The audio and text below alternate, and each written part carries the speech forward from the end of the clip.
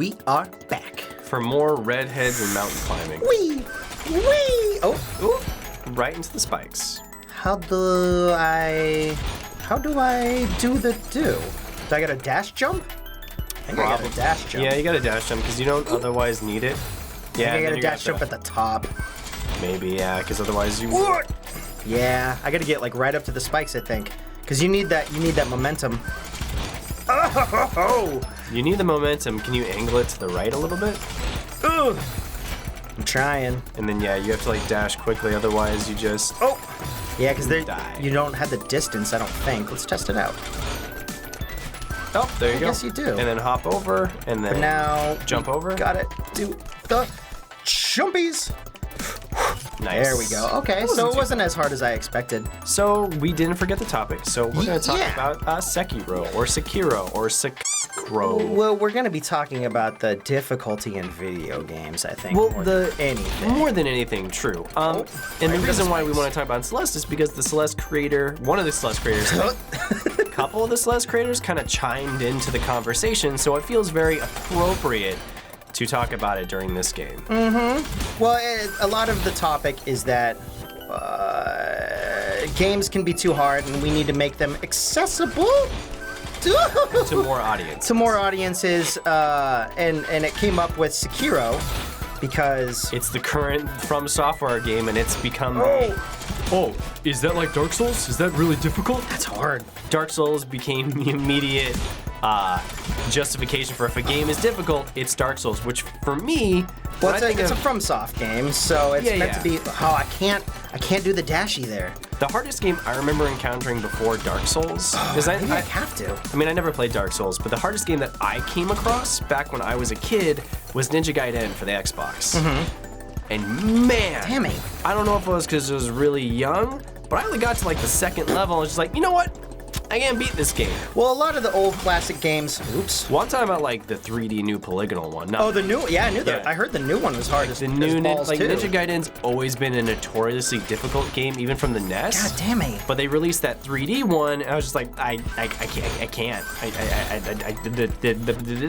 can't do it. I give up. I really love ninjas, but and part of me wants to go back to that game and see if I can try and beat Ninja Gaiden 3.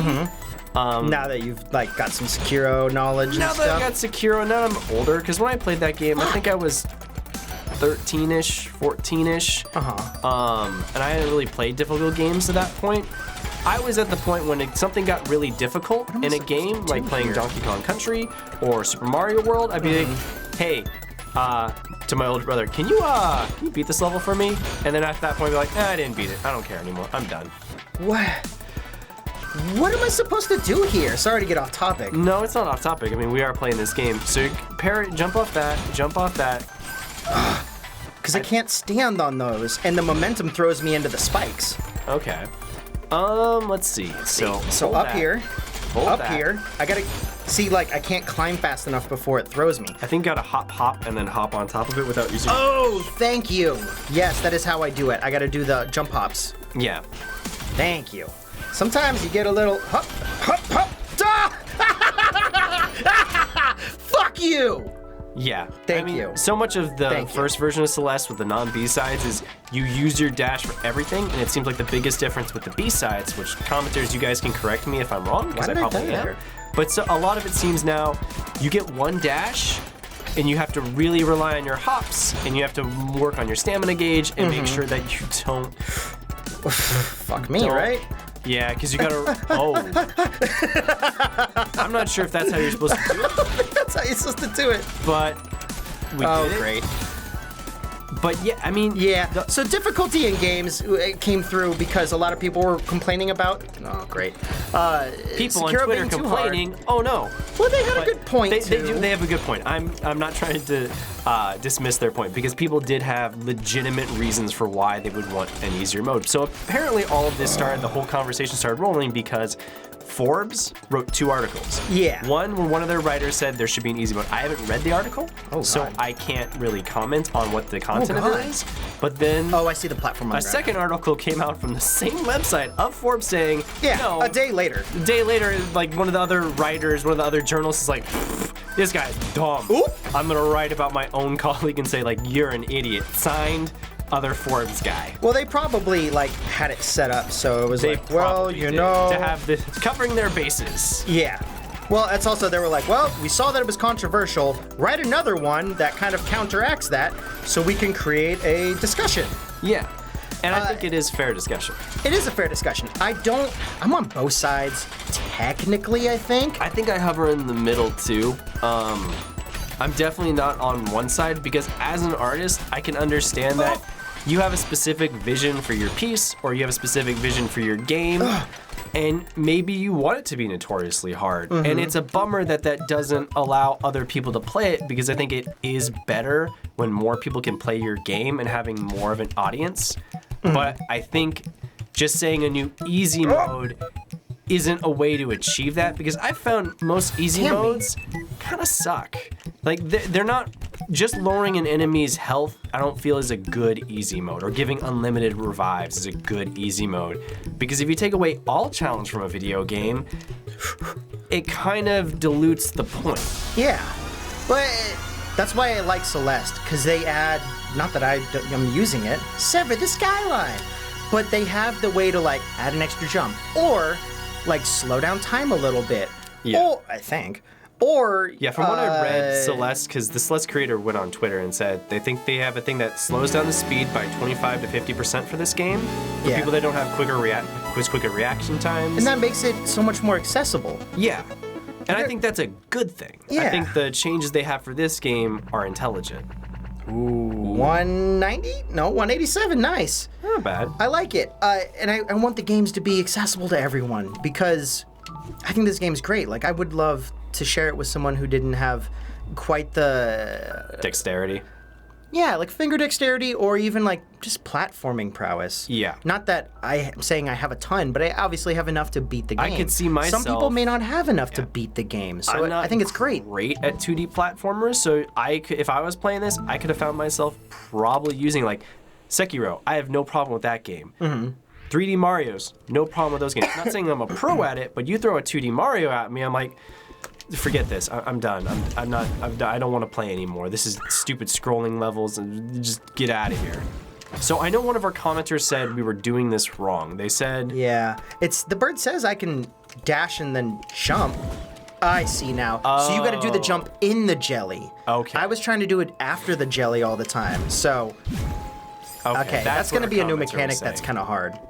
But yeah, I think having more accessibility options the way Celeste did it is great, but I don't know how you implement that for all games. I don't think it should be in all games. And I know that's a controversial opinion of, God damn it, I gotta do a dash at the end. I know that's gonna be a controversial, fuck me, opinion, but I really just don't think every game needs to be made for everyone. In an ideal world, sure. But I don't think it's practical. I don't think it's practical either. I think it's ideal, and I think too much of sometimes the conversations go with, well, if you don't live, I gotta jump at if you the don't end. always go for this ideal society, then you're against that society. I don't definitely, think, that's not our I don't stance, think that's guys. where that's not what we're trying to get at. But there are plenty of games that are not for me. But I do think it brings up an interesting discussion point with. There's a selection of gamers that don't often get considered who love video games, but unfortunately, either through unfortunate circumstances, they can't play at the same level of your average player. Yeah. They've had some kind of accident, or they were born with some disability. Whoa. Games, they have this thing like they maybe have nerve damage, or they were born without one arm. Like, that's not their fault, and it sucks that they're not able to play most games even though they fucking love it.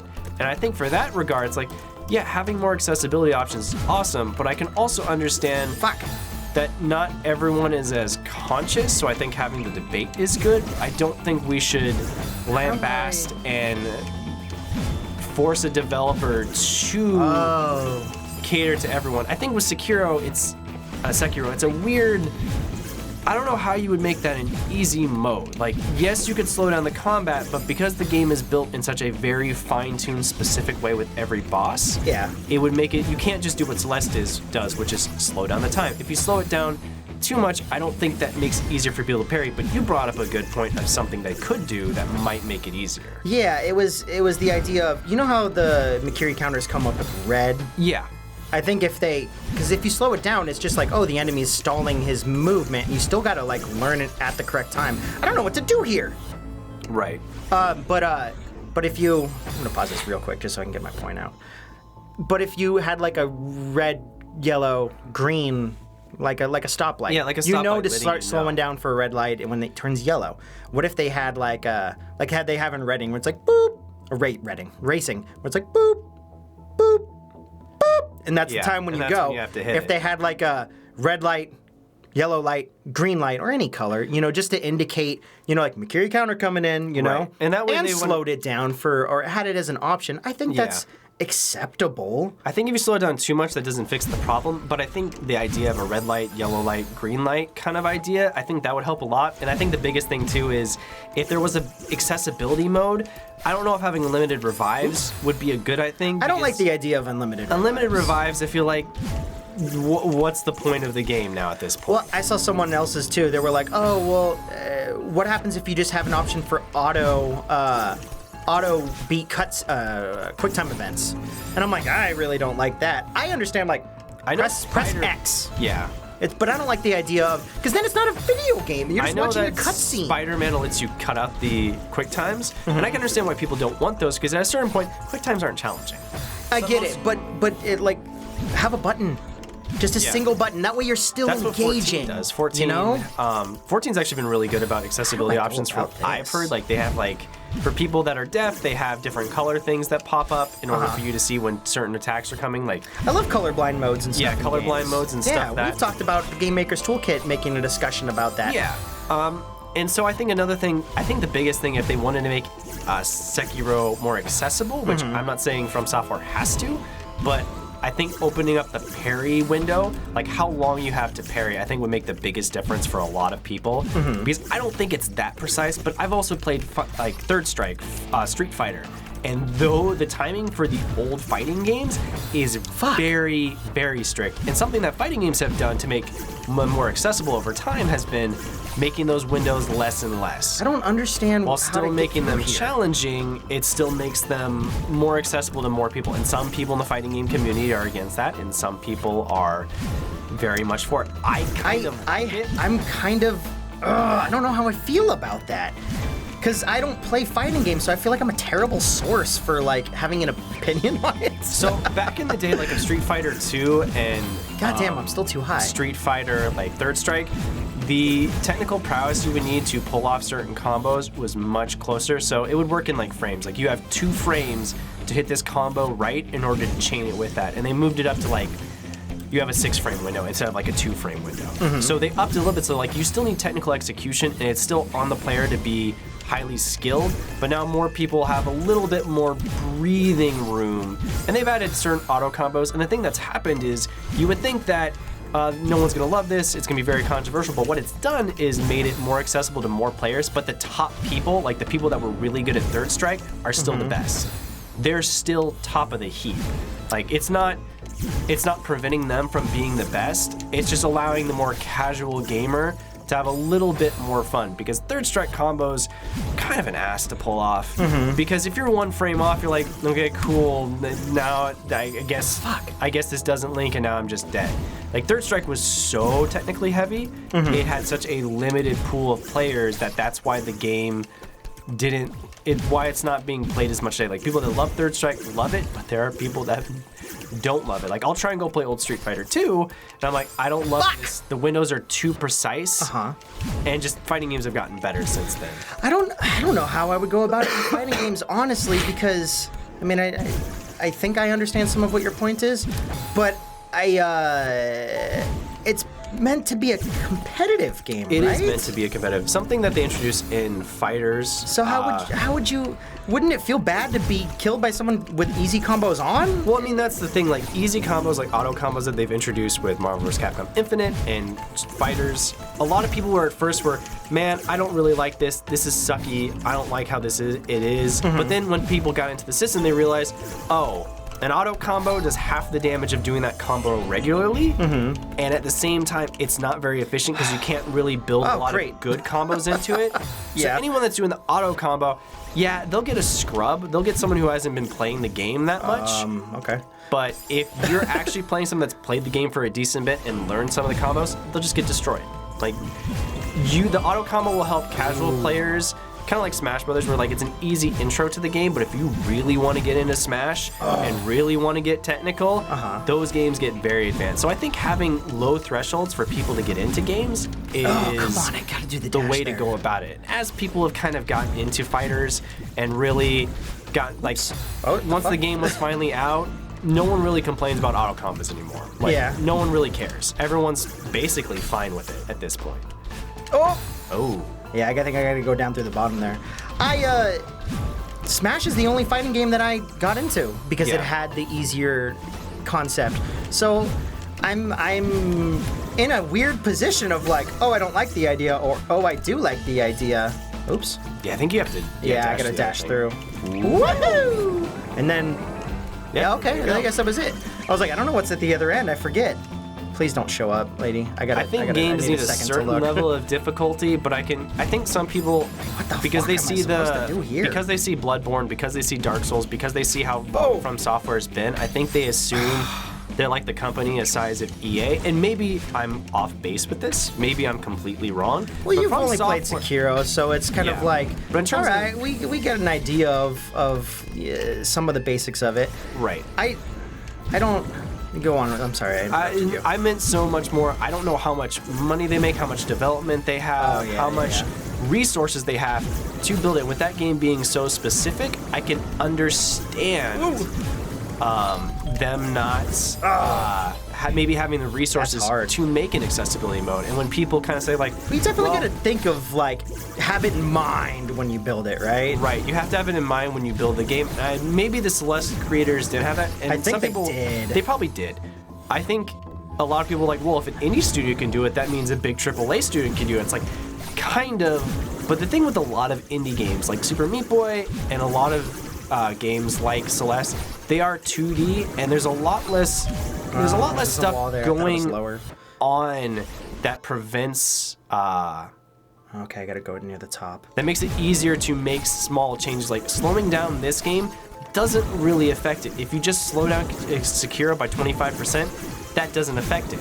And then you have to change all the bosses and then change all the enemies. And 3D games have so much going on with their programming as it is. I definitely it makes it more difficult. think that's a good point, because Sekiro, it's got to be a system where it's built from the ground up. From the ground up for it. In all honesty, how do I go about this? And I mean, some of that comes from it just being Japan, and that's not even a knock against Japan, but I don't think they're as conscious as maybe we are about these kind of things, as like maybe Canada or North America is. Not that they don't care. Yeah. Because I think if the point had been brought up to the Sekiro team, whichever, I think they might have considered it, because I don't think any game developer said, so like, we're gonna alienate a group of people from playing our game. Yeah, I don't feel like that's what their intention is.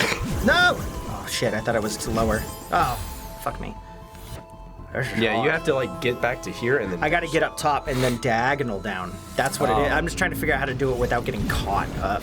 That is difficult. Yeah. But it does bring up an interesting subject, because I hadn't thought about, like, I know there's disabled gamers. Like, there's some fighting game players that are fucking boss. There's this one guy, he doesn't have any arms. He only plays with his teeth and like his foot or something. Yeah, it's incredible. And he beats shit out of people. And you're just like, you go, man. Fucking own those people. Yeah, but at the same time, it's like, I don't think that needs to be the case for everything. It's like, oh, well, you have damage? Guess you better figure that shit out on your own. Well, you know? The biggest bummer that happens a lot with internet conversations is some people aren't willing to see it from both sides. Yes, I did it. Thought it was too high. And it's too easy for people to get the aggressive point of view where it's like, oh, well, you don't want this. You obviously must be against this group of people. It's like, no, that's not what I'm saying.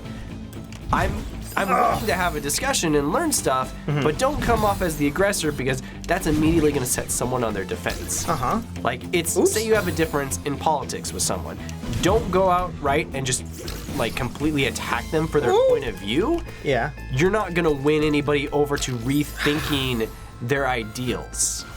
If you want to have a conversation, that's fine, but remember, don't be the aggressor. I think it's because definitely an important subject that you're talking Yeah. about. Like, you need that goes across to every it pollinates single everything that you argument of stuff. Oh, Yeah. I did it too late. having an open discussion where you're not attacking someone because Well, because you got to respect the other person in a way, at least, to be like, look, I care enough about you and the subject to change the topic of it. Oops. right. To try and change your opinion, you know, to win the argument shouldn't be the fucking goal. No, yeah, that should Great. never be the idea, and you can never be To change someone's idea is the goal, or the thought process is the goal, not to be like, you were wrong and I won. Ha ha ha. Yeah. Eat a dick. And then you realize, like, some I was people- kind of shitty to that person who's my friend. Why did I do that? Yeah, fuck me. I meant to go up, not into the corner.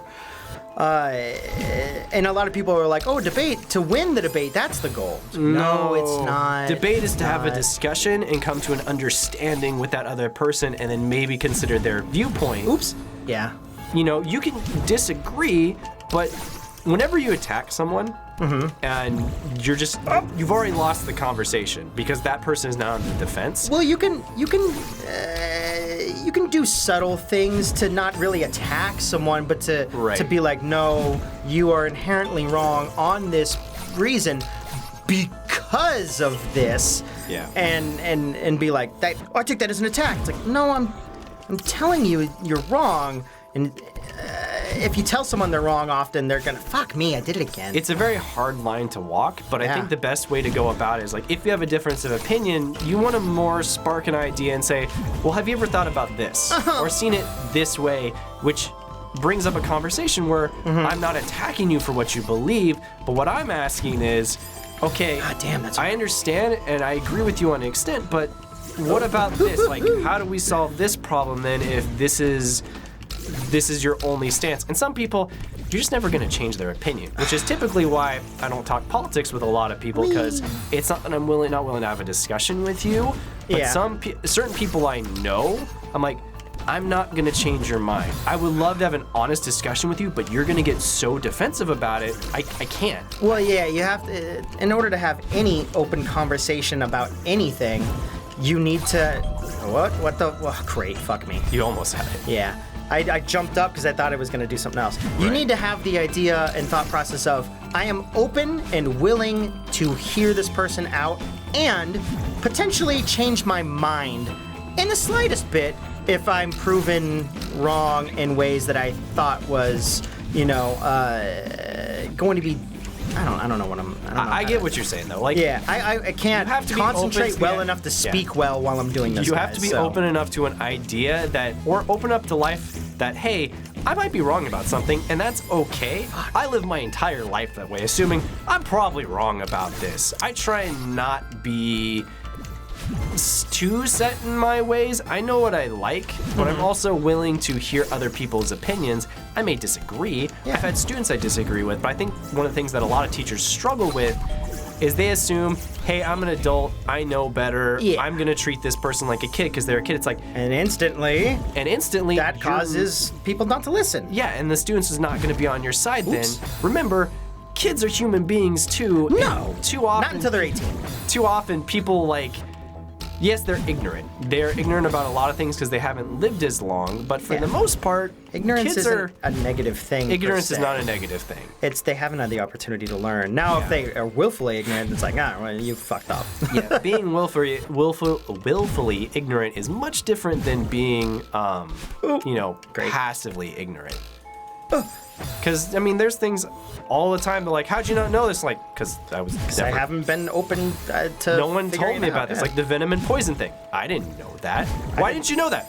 Because I fucking didn't. Leave me alone! That's always been one of my weirdest things that I've started when I started as a teacher and became kind of in education more is this idea that you should know everything. It's like, whoa, wait a minute. The whole point of education and, is learning new things. I guess I gotta go far. No one's gonna know everything. Don't lambast someone because they don't know something. Be like, oh, hey, you didn't know that? That's okay. Because all of students get made fun of. Like, oh, how would you not know that? Like, because they were never told it before, dude.